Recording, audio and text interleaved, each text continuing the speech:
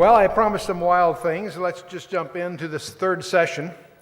And we're going to talk about microcodes and metacodes. And we'll touch on extraterrestrial sources, and we'll finish with the ultimate code. So there is an area of cryptology that we haven't talked about. I won't go into it lengthily just to make you aware of it. And that's it's sort of a field of cryptology. And that's where you're trying to find the language of a lost culture. And the Rosetta Stone being a classic example, which tied together hieroglyphics, Demotic and Greek, and trying to decipher hieroglyphics is this kind of pursuit. And also the Cliff of Behistun is another example. It's sort of a Rosetta Stone kind of thing on the famous Cliff of Behistun, which also tied together a number of the ancient languages. And so these are exciting things. If you're interested in this, I encourage you to get the literature. Some great adventurers with great minds unraveled this in the past. But the area that intrigues me particularly, and I think many of us, is this whole area of extraterrestrial communication. It may surprise you to discover that that is a field of science, a field of inquiry. And the whole idea now, Project Osmo is one of these attempts to search for outer space. Are there civilizations out there? The one that intrigued me the most is SETI, Communication for Extraterrestrial Intelligence. There was a conference in 1971 but with the National Academy of Sciences, and they met 81 of the top scientists in Boca Raton in Russia. And what was interesting about this very closed group where they explored the communication of extraterrestrial intelligence, and they're still doing other ones with SETI and so forth. You probably heard about it, but they used the Green Bank formula. What they did was that this was the format for the conference, and in trying to estimate the number of civilizations in our galaxy that might exist. They took the rate of star formation, which is one field of science, the fraction of those that might have planetary systems is another area of inquiry. And of those, which planets might have a life-capable ecology, and that is a whole other set of scientific speculations. Then the fraction of those on which life actually occurs, and the fraction of those in which intelligence beings might develop to achieve a communication phase, and then of course the mean lifetime of these things. Well, anyway, by formatting the conference this way, they had experts from all fields of science, and while they were focusing on trying to estimate the possibility of life in outer space, they inadvertently were evaluating this whole hypothesis of evolution. And what's interesting about the conference, the proceedings are available in the technical journals published by the MIT people.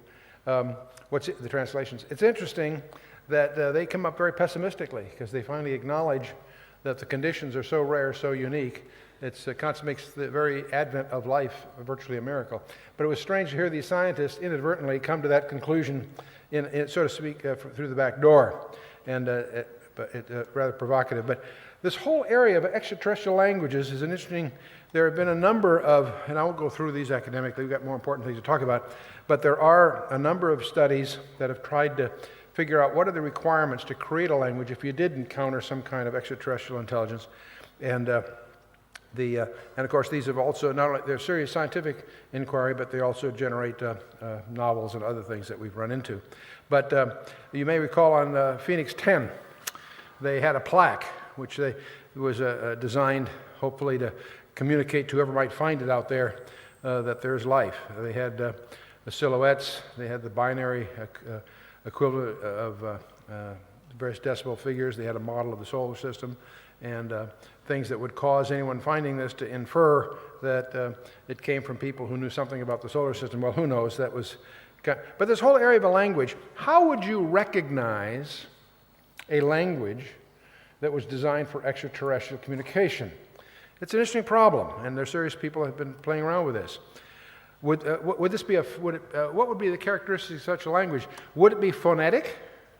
Hardly, because we don't know if they even have audible communication. Pictorial is a possibility, or would it be conceptual some way? How would it be self-parsing? If you have a stream of this language, how would you indicate the ends of words or sentences and things? And how would you use redundancy versus bandwidth? You try to compress as much information as you can in the bandwidth available, on the one hand. At the same time, you need some redundancy to allow for errors and things, so there's a trade-off there.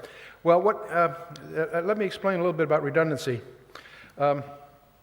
These letters that I put up here, I'm going to use them two ways. These letters, if I add on the screen a few other letters, a blessed friend brought breath and ease again. That makes sense. I can take the same basic letters and just change a few. I'll say the same root letters. And I could say a cursed fiend wrought death, disease, and pain. In other words, only a few letters in that sentence carry the real meaning. The rest of those letters on the screen are really redundant. See, English, for example, is about 75% redundant. Now I'm speaking in terms of the unnecessary letters. I'm not talking about being laid off. I understand the word redundant here in Britain has a little different connotation. Redundancy in language improves the signal-to-noise ratio if you have adverse jamming. On the one hand, on the other hand, it uses up bandwidth. Cryptanalysis, of course, it depends on redundancy. One of the ways you can compress languages is to drop the vowels. You'll discover that in manual cryptography, you generally drop the vowels and communicate just the consonants, and that's adequate, and it makes the code much harder to break. Vowels are generally also redundant. There's a few exceptions. And so with that little sort of perspective, we're going to explore a language that's dear to us for some other reasons and discover that it has characteristics that are absolutely unique on the planet Earth, and that's Hebrew. It's interesting that in Genesis chapter 11, verse 1, it says the whole earth was of one language and one speech. So all language on the earth derived in Genesis 11 from a single language. And there are many scholars that suspect, I wouldn't say they can prove it, but suspect that that original language was in fact Hebrew. But let's move on. I'll remind you that this rabbinical proverb is that we really won't understand the scriptures until the Messiah comes, and when he comes, he will not only interpret the passages, the words, the very letters, and even the spaces between the letters. So we're going to start looking at what I call microcodes, the small part. I mentioned before that Matthew 15, 17, 18 enforces this, where Jesus himself says, "Think not that I've come to destroy the Torah or the prophets. I come not to destroy, but to fulfill. For verily I say unto you, till heaven and earth pass, one jot or one tittle shall in no wise pass from the law, till all be fulfilled." Well, the Hebrew language. It's interesting that there are languages that have pictorial ideograms, sememes, as well as phonemes. Most of us think of sound. Most alphabets are phonetic, and they deal with phonemes. But it's amazing to discover that the Hebrew language isn't just phonetic. The letters themselves intrinsically carry meaning. Let me give you some examples. The first letter in the Hebrew alphabet is the Aleph. The University of Arizona has pointed out to me that if they can teach the kids how Hebrew was written before the Babylonian captivity, which was written in a different style, a more pictorial style, if you learn Hebrew the way it was written before the Babylonian captivity and can translate that to how it's written today, you can do this probably in an hour, then you can read about 80% of Hebrew. And that's a shock. Let me give you an example of what they're talking about. The Aleph, the first letter of the Hebrew alphabet, that's where we get alphabet, by the way. That's a Hebrew word, incidentally. But the Aleph was originally written, as you see it on the left on the screen, sort of like a long-horned steer. It represented an ox. So the Aleph is the first letter, so it also represents first. But because it's the ox, it also suggests strength or the leader, is what it's the conceptual the conception that the letter conveys. The second letter in the Hebrew alphabet is the bet, and it is written on the right. You see the way it's written today. That's since Babylon. But in the early days, it was just written like a little line with a teepee on it, or a tent. It's a house. That bet turns through the centuries to become RB, if you will. But the Beth means house or family.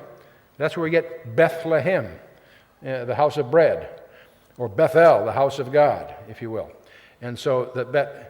Now, what's interesting, if you take the Aleph and the bet together, you get the leader of the house. Remember, of course, it goes from right to left, backwards from our point of view. See, an Aleph and a Bet is the leader of the house. Who's the leader of the house? Father. This is the word for father. Abba, father. Abba's daddy, but father. It's interesting, what I'm trying to get across is the letters not only are phonetic, the letters themselves carry meaning. And that's distinctive, that's unique. And let me give you another example. There's another letter called a he. It's just a breath. And it originally may have represented like a hands lifted up or an open window. Well, it's all speculation, but it's a he, it's a breath. And it means either behold or revealed, or also means wind or spirit. When you put a he in the middle of a word, it typically represents the essence of whatever that word meant otherwise. And so if you take the Aleph and the Bet and put a he in the middle of it, the Aleph and the Bet was the father. The he means the essence of the Father. And that, of course, is the word for love.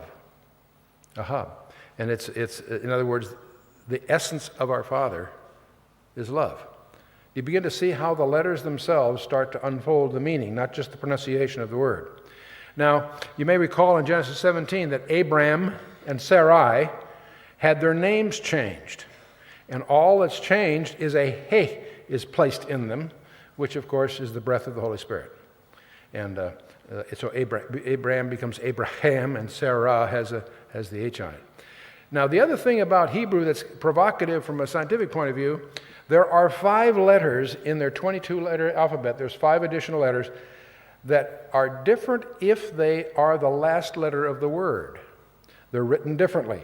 Which, and realize the ancient language, they call it scriptura continua, they didn't have spaces between the words. If you read the ancient languages, they're typically a stream of letters. And one of your problems is how do you parse it?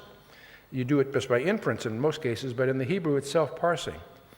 So if some imaginary foreigner received Hebrew but had adequate computer skills, they would find the language would ultimately be self-parsing. Now, so the Hebrew language is ideograms and phonemes together. It's self-parsing. The vowels are inferred. The Hebrews, the vowels are inferred. The modern Hebrew has little marks above and below the letters, which are clues as to how it's pronounced. But originally that wasn't that way. They were just inferred. Hebrew language maximizes the available bandwidth.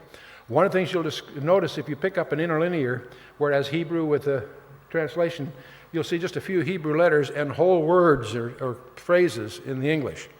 It's much, much more compressed, and it maximizes the available bandwidth. So, interestingly enough, if I look at the languages available on planet Earth, the one that lends itself most suitably to the kind of interterrestrial kind of things we're talking about, Hebrew would be the choice. But one of the other things that comes up as you start talking about these things is the Bible inerrant. You know, we're taught that. We know that from being properly taught, and yet many people have a real problem with that. I can remember when I was in high school, I had a friend who was the son of a Unitarian minister, so he knew his Bible, but they didn't take it seriously like us fundamentalists did. He used to kid me all the time. He says, "Chuck, you believe the Bible's inerrant, don't you?" "Well, yeah, that's what I was taught." He says, "Well, what about 1 Kings 7:23? And of course, in 1 Kings 7:23, we have an interesting description of an object.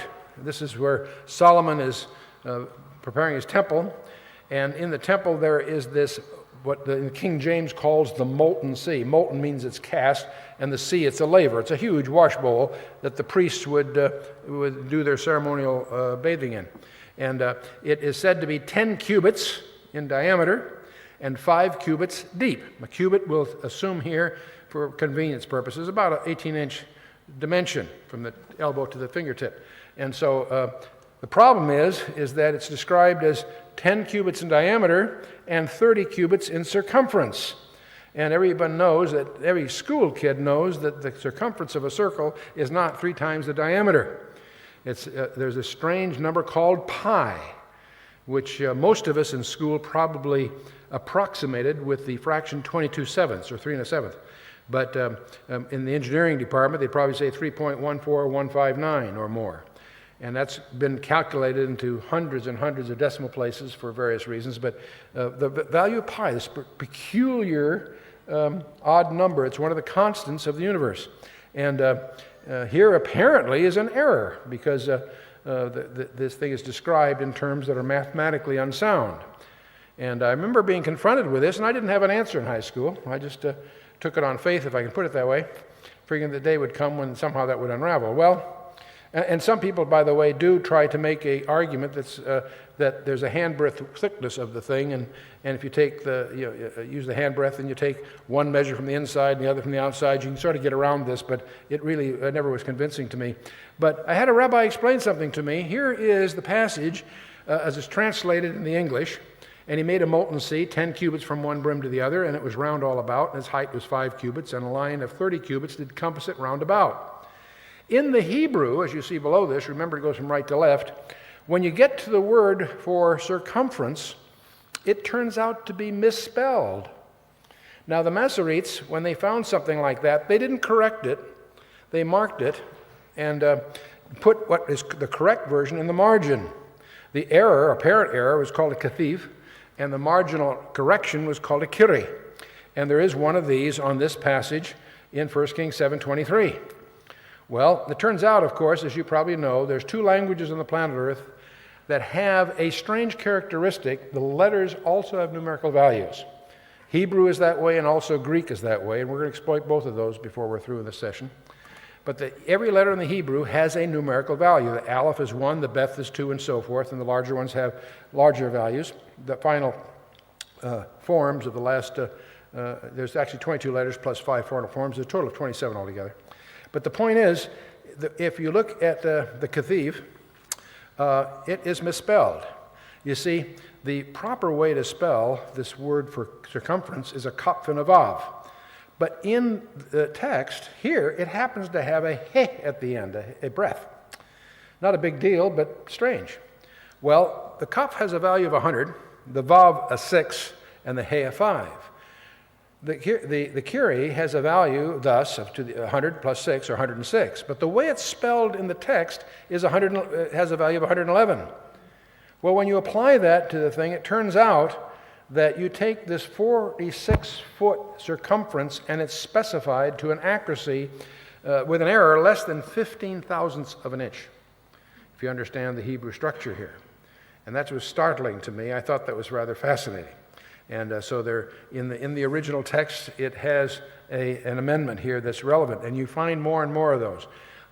I didn't put it in the slides because it gets too complicated, but I'll just throw it out verbally here. There is a formula for the new moon that was kept secret among the rabbis until relatively recent years.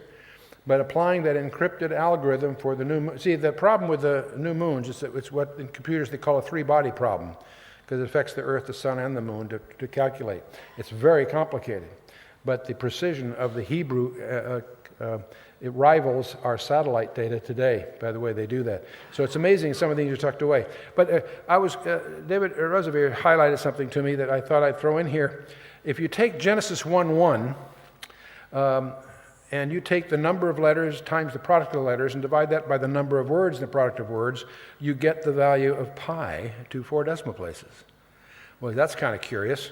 But if you go to John 1:1 and do the same thing, you take the number of letters times the product of letters, and the number of words times the product of the words, you get a different number that is the Euler, the E, that comes up in advanced mathematics.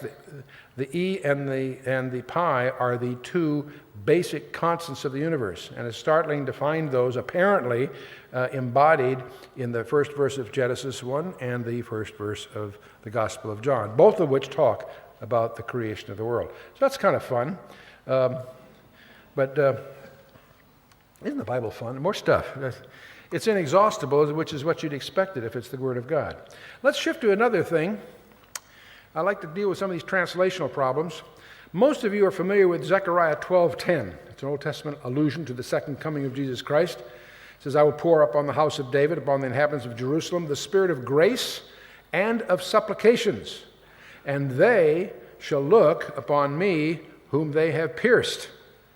And it goes on. This phrase, "they shall look upon me whom they pierced," is one of the several reasons we feel that Jesus Christ, when he does appear, will still be bearing the scars. The only man-made things in heaven will be scars. But there's something about the translation here that I think is worth mentioning, I find interesting. If you look at this in the Hebrew, you'll discover that if you see it interlinear, every word has got part of the English translation, except there's two letters that are not translated, and an aleph and a tau. Now, the aleph and the tau are often used as a grammatical device to indicate a direct object, but it has some other uses also. When it's used as a grammatical device, it has a makef, a little hook to the word that's directing. Here, though, it says, "They shall look upon me," and then there's an aleph and a tau, untranslated, "whom they have pierced." Well, as I said, the aleph and the tau can be a grammatical element, but then it usually has a makef. It can be used as a pronoun to indicate the second person masculine singular, and it also can be an indefinite pronoun. But this may be what's called a hypokatastasis, which is a Greek term meaning putting down underneath. There are figures of speech in the Bible, allegories, types, similes, metaphors. How many different kinds of parts of speech do you think are in the Bible? Make a guess. Over 200, and they're cataloged as an appendix in our book. But hypokatastasis is one of them, and this could very well be. You see, that's a hidden but declarative implied metaphor expressing a superlative degree of resemblance. The aleph and the tau that make up this puzzling little drifter, this little word, the aleph is the first letter of the Hebrew alphabet, the tau is the last. If I said this in the Greek, "They shall look upon me, the Alpha and the Omega, whom they've pierced." But it's in Hebrew. "They shall look upon me, the aleph and the tau, whom they've pierced." You get the point I'm trying to make? The same thing occurs in Genesis 1:1. We never see this translated. The argument is, well, it's really there for grammatical purposes. Maybe, maybe not. Bereshit bara Elohim. In the beginning, God created the heaven and the earth. In the beginning, created God the heaven and the earth. But here again, we've got this little floater that is untranslated. In the beginning, God, the Alpha and the Omega, using the Greek idiom they're more familiar with, created the heaven and the earth. In the beginning, God, the Aleph and the Tau, created. Jesus Christ is the creator of the world. That's what John opens his gospel with, the 3 verses that make up the genealogy of the pre-existent one, and that's what Paul confirms in Colossians. Without him was not anything made that was made. Without him, all things are held together. This little floater, I'll call it, occurs 7 times in Genesis chapter 1. And so it's a point of debate among scholars, but I think it's something that is interesting. Again, the New Testament is in the Old Testament concealed, the Old Testament is the New Testament revealed. Let's talk about another thing. We talked earlier about authentication. One of the uses of secret codes isn't just to convey information. Another use of them is to authenticate a message. If you're, say, an undercover operative in a foreign country and you're starting to see all kinds of messages and you suspect that maybe the messages you're seeing aren't from your boss, but they're spurious messages developed by your adversaries, how do you tell the good messages from the bad without blowing your cover in the country? What you've got to do is look for properties that only your source would know about, or clues that he would take advantage of stuff that your adversaries don't know about. Well, let's take a look at what's called the heptadic structure of Scripture. Imagine, you all have notepads there. Imagine, you can do this, I won't do this literally, but I want you to imagine me giving you an assignment. I would like you to draft, from fiction, doesn't have to be a real one, a genealogy. How many could, with a scrap of paper, draft an imaginary genealogy of a family? How many could do that? All you could. Sure, everybody could. Okay, but I'm going to give you a few rules. First of all, I would like, when you're through, the number of words that you end up with to be a multiple of 7 exactly. What I mean by that is, if you count up the words you've used, divide by 7, there's no remainder. So either it's 7 or 14 or 21, 20, and so forth. You get the idea. How many can still do that? You could sure fudge that, couldn't you? Okay. Except I got another rule I'd like to add. I like the number of letters that you end up using to also be divisible by 7 exactly. Well, now that's a little trickier. You see, if the results of what you're doing are random, you've got 6 chances of losing and 1 of winning. Every rule of 7 like this, there's 6 cases that won't fit. There's only 1 that does. If you got 2 rules, you now have 7 squared. You got 48 chances of missing and 1 of winning. You follow what I'm saying? Okay, well, if I want the number of vowels and number of consonants also to be divisible by 7. But I'm not through yet. I'd like the number of words that begin with a vowel to be divisible by 7 exactly. I'd like the number of words that begin with a consonant to be divisible by 7. I'd like the number of words that occur more than once to be divisible by 7, and those that occur in more than one form divisible by 7, and occur only in one form divisible by 7. In each case, of course, when I say divisible by 7, it means 7 with no remainder. I'm still not through. I want the number of nouns that shall be divisible by 7. Only 7 words will not be nouns, and the number of names shall be divisible by 7. How many are still playing? I've discouraged you, I think, haven't I? Well, only 7 other kinds of nouns be permitted. The number of male names divisible by 7, the number of generations. And what you probably guessed is what I'm describing here are the first 11 verses of the Gospel of Matthew, which is the genealogy of Jesus Christ. And it's in Greek, not English. In English, you can fudge a little bit. It's softer. You can play games. In Greek, every verb has to fit 5 conditions. It's a very rigid, tight, probably the most precise language on the planet Earth in terms of mathematical precision. So playing these games is tough in Greek. But this is the genealogy of Jesus Christ. And you get the idea here that this was designed. This wasn't accidental. Now, I'm showing you the discoveries of Dr. Ivan Panin. He's born in Russia in 1855. He got tangled up with a plot against the Tsar, so he was exiled at an early age, emigrated to Germany, and then to the United States. He graduated from Harvard in 1882, and he discovered Christ. Now, every one of us in this room that has discovered the Lord Jesus Christ is the result of a miracle. Now, if you're a PhD from Harvard and you discover Christ, that's a miracle indeed, okay?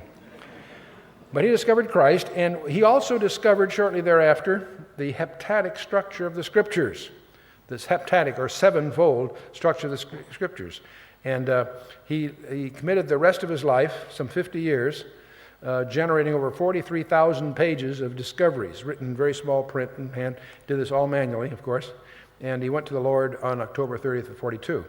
But one of the things I want to share with you, in your Bible, you have, of course, the Gospel of Mark. If you look at the 16th chapter of Mark, the last chapter of Mark, you'll notice that there's probably a footnote that suggests the possibility that the last 12 verses really weren't there originally, that they were added later.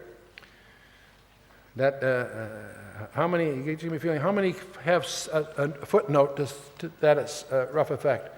Okay, that's over half of you. Okay. Well, the reason that's there is because there are a couple of texts that are from Alexandria, the Alexandrian codices. They happen to be the oldest complete texts, and they 3rd, 4th century kind of texts. And some people regard them because it would seem to be the oldest, that they're most authoritative. That's one possibility. It might be that these verses were added later, or these verses may have been expurgated in that text. And there are ways to get at this. Were these really added later, or were they expurgated? Alexandria was the hotbed of the Gnostics. I might point out to you that these codices are 4th century, and yet these verses are quoted in the 2nd century by Irenaeus, Hippolytus, and this is several hundred years before the Alexandrian codices. So I can shred the idea that these verses were added later from history. But I want to set that aside and show you something else that I think is interesting. There is a security system that has been working for you for more than 1,000 years. It hasn't rusted, won't wear out. Let me show you how it works. The last 12 verses of Mark are a subject of focus. How many words are involved in the Greek? We're using the Westcott and Hort text here. There are 175 words involved in the Greek. By the way, that's a multiple of 7 exactly. 7 times 25. Well, that's curious. The vocabulary in those last 12 verses involved 98 words. That's a multiple of 7 exactly. The letters in the last 12 verses of Mark are 553. That's a multiple of 7 exactly. Are you getting the feeling here something's going on? Now, the number of vowels are 294. That's a multiple of 7 exactly. The consonants, 259. That's a multiple of 7 exactly. Let's go back to this vocabulary. The vocabulary, I said, was 98 words. 84 of those are found earlier in Mark. That's a multiple of 7 exactly. Those that are used only here are a multiple of 7 exactly. Those that are used in the Lord's address, which is a portion of that 12 verses, is 42. That's a multiple of 7 exactly. There are 56 that are not part of his normal vocabulary. Now, what I've given you here are some rules. Now, if I give you a rule, one of these constraints, as a mathematician would call it, for every one of those, there's 6. If it's random, if this is a random process, there are 6 chances of losing and 1 of winning. If I have 2 rules, that's 7 times 7, so I have 1 chance in 49 of getting it right. The rest would be, a loser, so to speak. If I have 3 rules, that's 7 cubed. So there's 1 chance in 343 of that feature being there as a result of random chance. Do you follow what I'm saying? The more unlikely it is to be a process of random chance, the more it argues that it's there deliberately somehow. And if I have 4 of these rules, that's 7 to the 4th. So if I have 4 rules, there's 1 chance in 2,401 of this being by random chance. Well, I've given you 9 rules so far. And applying this logic, that would imply that there's 1 chance in 40 million that this characteristic we're observing is by accident. It obviously is deliberate. Now, would you like to try this? Let's assume you say, gee, I'd like to try this. We won't put Greek on you, do it in English. We'll let you work 8 hours a day, 40 hours a week, 50 weeks a year, give you 2 weeks off for vacation. That's 2,000 man-hours a year, person-hours a year, excuse me, girls. And that in 10 minutes, that's 120,000 minutes per year. You've got to try, apparently, about 7 to the 9th chances, or 40 million attempts. Well, if you can do an average of 1 draft of those 12 verses once in every 10 minutes, you can knock this off in about 3,362 years. Anyone want to try? It gets worse. These are the last 12 verses of Mark, and I won't go through it in detail except to point out that the first 2 verses are the appearance to Mary. Then there's a chunk of verses from 11 to 18, 7 verses that are subsequent appearances, and then there's 2 verses that wrap up the whole gospel. So that's the way it's organized. Another way of cutting it would be the first 5 verses are simple narrative. Then the next 4 verses are Christ's discourse, and then, of course, the last 2 verses concluding it. With that in mind, I mentioned there's 175 words, multiple of 7 exactly. There are 56 words in the address to the Lord, that's a multiple of 7. The rest of the passage is 119, a multiple of 7. Verses 9 to 11, which is a chunk of that, is a multiple of 7. And I won't go through each one. Each one of these natural divisions of the narrative involve a number of words that are multiple of 7 precisely. But it goes on. Greek, like the Hebrew, also has numerical values for each of the letters. That means that any word has a numerical value as well as the letters. And this is called gematria. If you take the 12 verses of Mark and add up the numerical value of all the letters involved, that number also ends up being a multiple of 7 exactly. Strange. That's tough to simulate, by the way. And again, if I take these verse divisions, we find the geometrical value is also the first word, last word, so forth, are all multiples of 7 exactly. I talked about vocabulary, 98 words, which is multiple of 7, not before in Mark, found later in the New Testament. They occur 35 times, multiple of 7. Their numerical value is also a multiple of 7, and so on. It goes on like this. And I'll spare you the long version, except just to highlight a couple of interesting ones here. There is a word for deadly in the Greek that's not found elsewhere in the New Testament, only here in the New Testament. It has a numerical value of 581. That's a multiple of 7 exactly. It's preceded in the vocabulary by a multiple of 7 exactly and follows. Well, I've given you 34 rules or characteristics or constraints. And that turns out to be a very, very big number. Very big number. It turns out that you need about 5 times 10 to the 28th tries if you did this by just brute force or trying it in a straightforward fashion. There are about 3 times 10 to the 7th seconds in a year. Now, to try this in your excuse me, in your imagination, you're going to try and do this yourself. I will give you a computer. I'm going to give you a supercomputer that will do 400 million tries per second. Every second it'll do a complete draft and test it against these rules. It'll do 400 million of those per second. Well, at 4 times 10 to the 8th tries per second, that would take about 4.3 million computer years. In other words, if I gave you 1 million supercomputers, it would take you 4.3 million years to pull this off. Anyone want to try? Well, let me rephrase the question. Does anyone think that some scribe did this by hand? I don't think so. And I only gave you 34 rules. Dr. Panin has identified 75 for this passage. So I think that's kind of fun. See, this is one of the reasons we recognize there's a comprehensive design. Let me give you another one. The New Testament consists of 27 books, right? Each book has a first word and a last word. If you take the terminating words of each of the books of the New Testament, there's 27 books times 2, first and last, you get 54 words. The total vocabulary of these words is 28 different words. That's a multiple of 7 exactly. Really? I wonder how that was engineered. Did all the writers conspire to design their manuscripts to meet this? I don't think so. The Gospels alone are a multiple of 7. The total geometrical value, again, is a multiple of 7 exactly.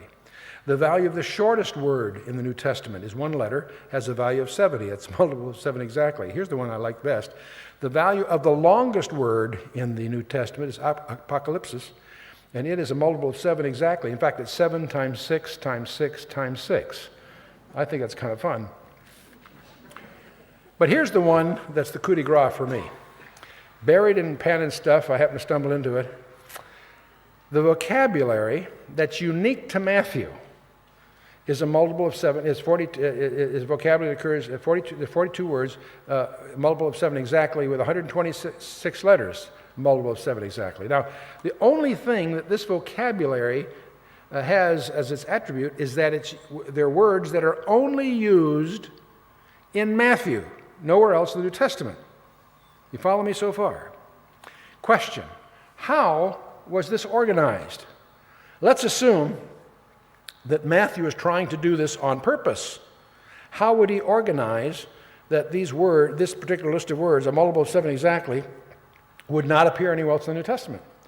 There's only 2 ways he could do that. One is by getting prior agreement with all the other writers of the books that would be ultimately absorbed in the canon. How many think that happened? Of course not.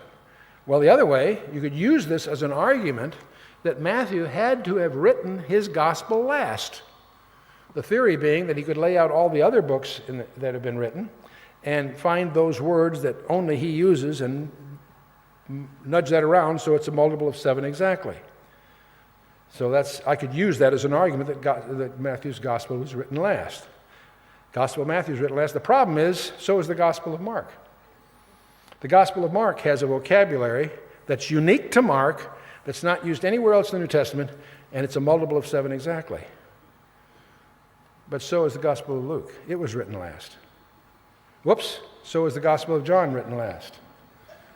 See, the point is, these things couldn't be organized if they wanted to. And by the way, so is James, Peter, Jude, and Paul. Each one was written last.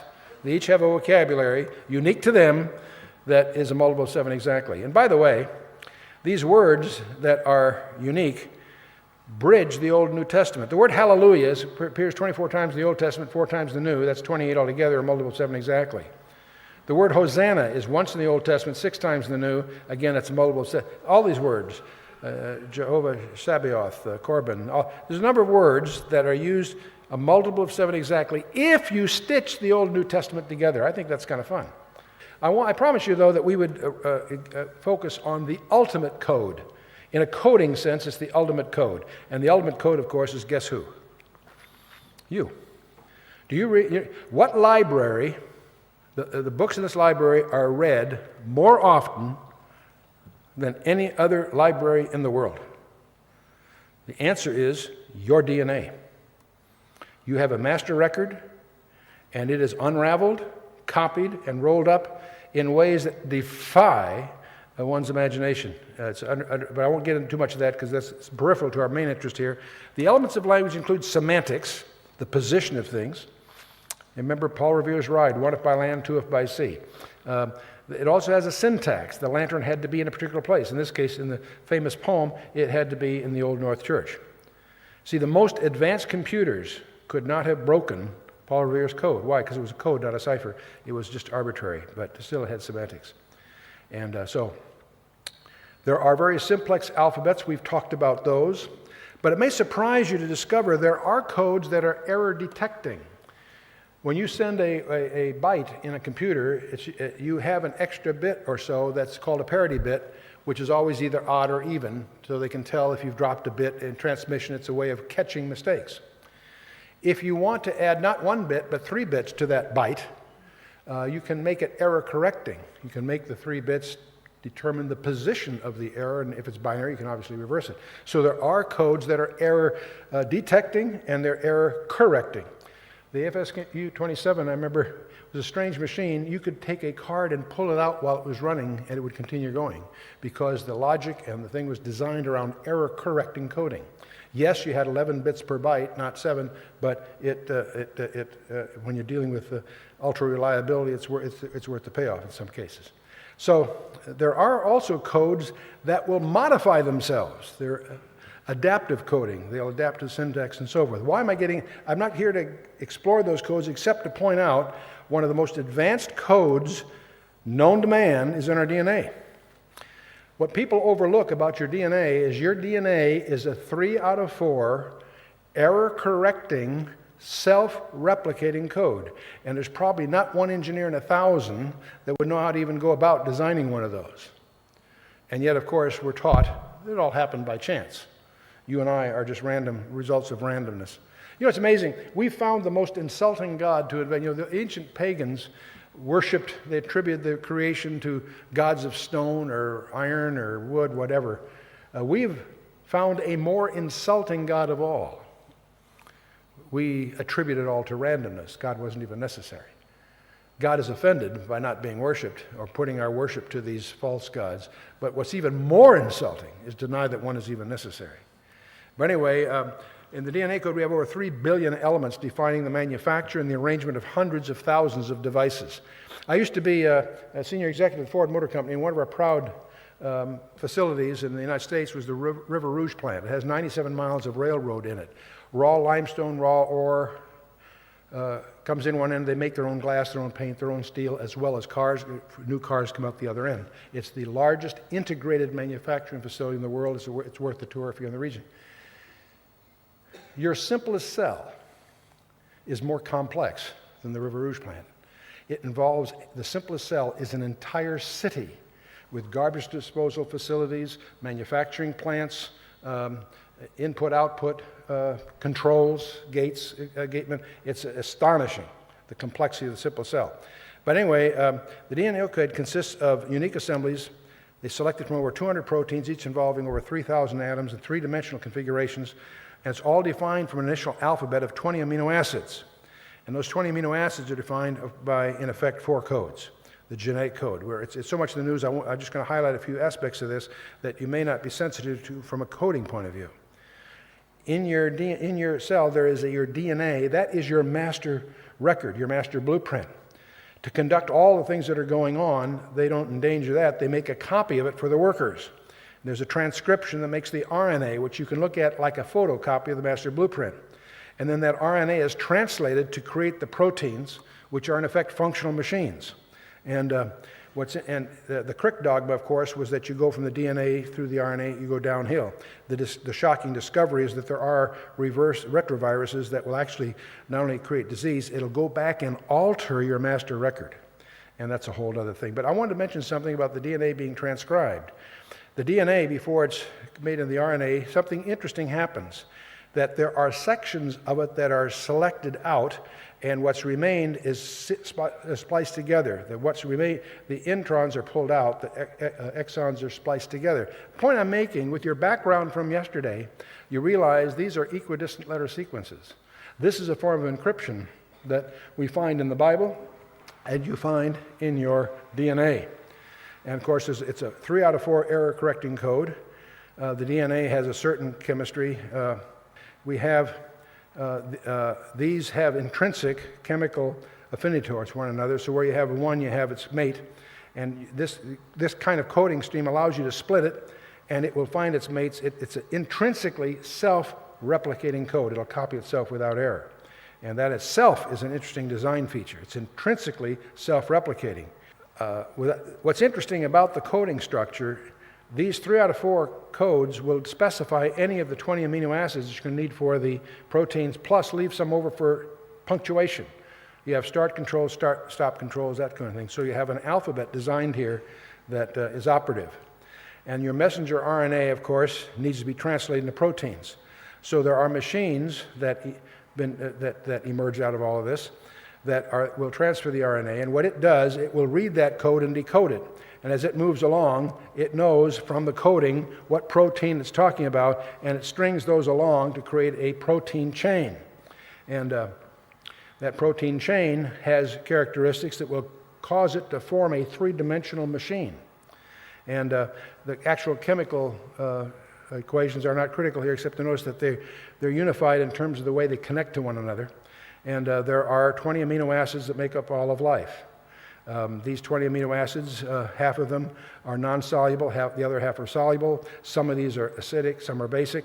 But because of these characteristics, being polar or nonpolar, they will, when put in a chain, adopt a unique 3-dimensional configuration to become the machine that is required. And so this is all the negatively groups charged with the positive and the hydrophobic are some attacking the center, some outside. I won't get that here, other than to say the final stable 3D shape is the minimum energy configuration that's dictated by the specific sequence that the DNA has specified. So you go from these complex specifications into a error-correcting mechanism to produce several 100,000 different types of machines and other functions. Well, just to review, remember we talked with the beads the other day, and we talked about could these beads have happened by random, and you quickly rejected the idea that 347 beads with only an alphabet of 2 could be assembled in Genesis 1:1 in Morse code. That was obviously absurd. That was a probability of simply call it 3 times 10 with 104 zeros. Even that instinctively you knew was impossible, because anything with over 50 zeros was defined as absurd, just by way of reviews. Well, we were talking about a binary string of 347. We're going to talk about a hemoglobin molecule. That has 574 elements selected from an alphabet of 20. And hemoglobin is 574 amino acids long, and here's the composite of them. There's elements of all these different amino acids in a specific sequence, and if you don't have that sequence, you have hemoglobinopathy. It's fatal. The formula for the linear arrangements is a factorial thing. Anyway, it's 10 to the 600 with 650 zeros. Just one of them is hemoglobin. The others are hemoglobinopathy. So did this happen by chance? Hardly. This is vastly more absurd than the little bead thing I did yesterday. Impossible. By the way, it's only 18 seconds in the history of the universe. See, these are big numbers. 10 to the 66 atoms, 80 particles, 10 to the 80 particles, and so forth. So the specificity of hemoglobin is far beyond chance. 10 to the 50 defines absurd, 10 to the 650th is far beyond chance. It's equal, by the way, to give you a feeling for this, it's equal to winning the lottery in the United States, not 2 days in a row, every day for 90 days in a row. That's another way to get across the unlikelihood of it all. There's another concept that you want to be aware of, that if you really, there are 3 guys that in my mind have totally shredded the whole idea of evolution, the evolutionary hypothesis. Michael Denton, the Australian, in 1986, his book Evolution, a Theory and Crisis. He's not a Christian artist, he's just a scientist, but he points out all the problems that modern science, that evolution is no longer viable for modern science. But Michael Behe, Philip Johnson, William Dembski, 3 different guys writing 3 different books in recent years, have absolutely rendered evolution to an illogical position. You're not familiar with these books, you may want to. Philip Johnson wrote Darwin on Trial, should be in every thinking person's library. Michael Behe wrote Darwin's Black Box. William Dembski, a little more sophisticated writer in some respects, but The Design Inference. These are 3 books that are not Christian books, don't misunderstand me, but they clearly highlight the absolute absurdity of the evolutionary hypothesis. Michael Behe highlights a concept which he calls irreducible complexity. And it's a very interesting concept. Every engineer here will pick up on it right away. There is a point of complexity that you can't get below. Let's take a mousetrap. A mousetrap consists of 5 things. A platform. It has a hammer, you might call it, a spring to drive that hammer, a holding bar to hold it back, and a catch to hold the holding bar. If you have those 5 elements, you've got a mouse trap that'll catch mice. If you have only 4 of the 5 elements, you don't catch 4/5 as many mice. You catch 0. See, there's a point at which you can't simplify this and have it still function. People have tried to make a better mousetrap. Try it. It's survived all these years. It's an example of irreducible complexity. There are certain things that can't evolve because it takes a certain level of complexity before they're even functional. And let's take the bacteria with a flagellum. You've probably seen them under microscopes in school. Flagellum has a little tail that propels it through the fluid. If you examine that, there's a place where that little tail, the flagellum, enters the bacteria. And we're going to look at just the place where it enters, and we discover something very interesting. There is what's the equivalent of an electric motor with slip rings, all kinds of over 40 parts, any one of which is missing, it doesn't work. And so this is not something that could have happened. It's something that was very skillfully designed. Anybody that's ever been on a design team knows that designs don't happen. They have to be crafted. And I won't get into more of this. That's the basic. See, the real question, the reason the evolutionists can't explain life, it's not they can't explain which came first, the DNA or the proteins. You can't have proteins without the DNA. You can't have the DNA without proteins. It's even deeper than the chicken and egg classic one. It takes protein to construct the DNA. It takes DNA to make the protein. See, they both had to be created at the same time in a consistent system architecture.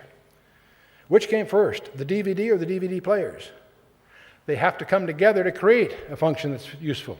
If you have DVDs without a DVD player or vice versa, you're dead in the water. Same sort of concept. Every engineer would know that. The whole concept of evolution is absurd. And by the way, thoughts in language are conceptual, not physical in the first place. And so we've gone through some of these.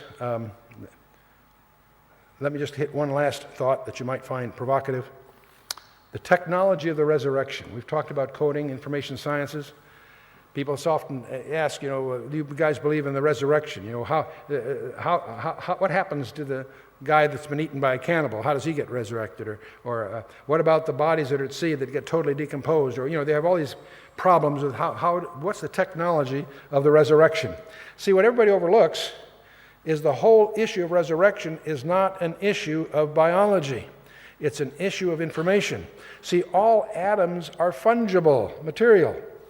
If you have a hydrocarbon chemistry, you've got carbon atoms, hydrogen atoms, whatever. We have a hydrocarbon kind of chemistry. Carbon atoms and hydrogen atoms are fungible building blocks. Getting the atoms to put together molecules ain't the problem. The problem is the design. All that is required for you to be resurrected is information. All God needs is your DNA and maybe a little bit more. And this is dramatized in a piece of fiction recently called Jurassic Park. Michael Crichton took some technology and made a very entertaining novel out of it, made into several movies actually. But the basic idea is very simple. By capturing the DNA of a dinosaur from a mosquito that's been captured in amber, the idea was you get the DNA, and from that DNA you could replicate the creature. And that was what led, of course, to the plot. But with the underlying technology there is very, very provocative. All you needed to recreate those creatures, it would seem, at least in concept, is the DNA of the original creature. And so that puts a whole different complexion on this. And Frank Tipler wrote a book, The Physics of Immortality. And he was an unbeliever, but he decided to try to pull together everything that he's a cosmologist and also particle physicist, very sophisticated mind. And he wanted to take everything we think we know about the Big Bang and the beginning of cosmology, as is commonly rendered, and everything we think we know about the ultimate heat death of the universe. Not only is there a mystery of how it began, there's also a mystery of how it's going to end, presumably, because everybody knows it's winding down. There's an ultimate time when temperatures are uniform and there's no more work can be done. So we're in this parenthesis. And so he wanted to try to tie all this together in a composite theory. And as he pursued that project, he came to some real shocking conclusions. Just from the laws of physics, as they're understood, he came to the conclusion that God exists. Now, you may laugh and say, gee, good luck to Tracy. I mean, what's new? No, to understand where he was coming from. But the second conclusion he came to was rather provocative. He came to the conclusion that all life was destined for resurrection. And he did that from the laws of physics, in effect. And that's very, very interesting. See, many people don't realize that all people are destined for resurrection. And you see, my real problem in this conference, not just because of the lighting, is that I can't see you. I can only see your temporary residences. Now, I have a computer up here. If you knew everything there is to know about this hardware, every circuit, every microchip, every element of the hardware, could you tell me anything about its behavior? Not really, because that hardware is simply the residence of software that's running. The software can be in a diskette, of course. Now, if I take that diskette, a blank diskette, and put it on a postal scale, it weighs about 7/10 of an ounce. If I spend hundreds of dollars, hundreds of pounds, and load that diskette with over 1 million bytes of software, what will it weigh? 7/10 of an ounce. See, software has no mass. In fact, we can even, it's like a light switch. It's on or off. It doesn't change the weight of the switch. It's just positional information. Same thing with the software that's on the diskette. And so, in fact, I can send that software through the airwaves. It has no mass, which means if it has no mass, it has no time. Now, the real you, I can't see. I can only see the temporary residence you're in. Now, some of our residences have a little too much mass. That's a whole different thing. But the real you, I can see. The real you is software, not hardware. Call it soul, spirit, give it what vocabulary you like. The real you is software, not hardware. The real you has no time dimension. The real you is eternal, whether you like it or not. The dilemma is, where are you going to spend it? Are you going to spend it in the presence of God? Are you qualified to be perfect, to be in His presence? Or will you be denied His presence? You see, you're in this little parenthesis that some people call a boot camp for eternity. And so this time we spent exploring the coding and the information sciences, I hope, was well spent. I hope you find that provocative.